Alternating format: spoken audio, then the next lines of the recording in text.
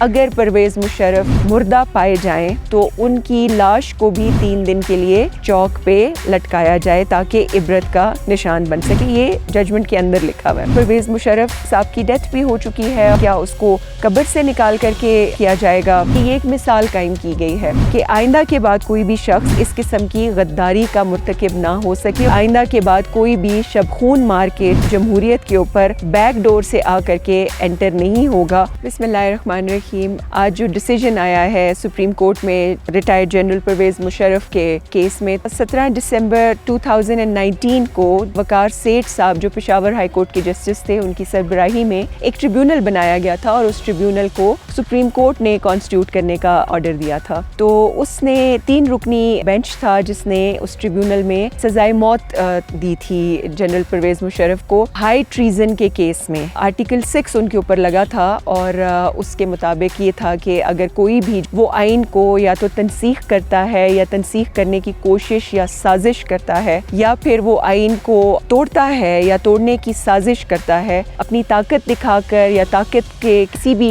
بلبوتے کے اوپر یا کسی بھی غیر آئینی طریقے سے آ کر کے اس پہ قبضہ کرتا ہے تو وہ ہائی ٹریزن کا مرتکب ہوگا. پلس اس میں یہ ہے کہ جو لوگ اس کے مددگار بھی ہوں گے یہی سارے کام کرنے میں، آئین توڑنے میں، آئین شکنی کرنے میں یا اس کو تنسیخ کرنے میں، تو وہ سارے کے سارے بھی اسی سزا کے مستحق ہوں گے. اور پھر اس میں یہ بات کی گئی کہ پارلیمنٹ اس کے بارے میں یعنی کہ جو بھی سزا پھر متعین کرے گی وہ اس شخص کو دی جائے گی. تو اس کے مطابق پھر یہ کیا گیا کہ 1973 میں ایک قانون بنایا گیا تھا، ہائی ٹریزن پنشمنٹ ایکٹ 1973، جس میں یہ بتایا گیا تھا کہ کوئی بھی شخص جو اس طرح کی اس میں ملوث ہوگا آئین شکنی کی یا باقی جو ساری چیزیں ہیں یا اس میں مددگار ہوگا تو اس کے لیے لائف امپریزنمنٹ یا ڈیتھ کی پینلٹی رکھی گئی تھی. ٹھیک ہے. اب لوگوں کے ذہنوں میں ایک ابہام ہے کہ آیا اب تو پرویز مشرف صاحب کی ڈیتھ بھی ہو چکی ہے اور آیا اب کیا ہوگا کہ کیا اس کو قبر سے نکال کر کے وہ کیا جائے گا، یعنی کہ اس پہ عمل درآمد تو نہیں کیا جا سکتا. لیکن اس کا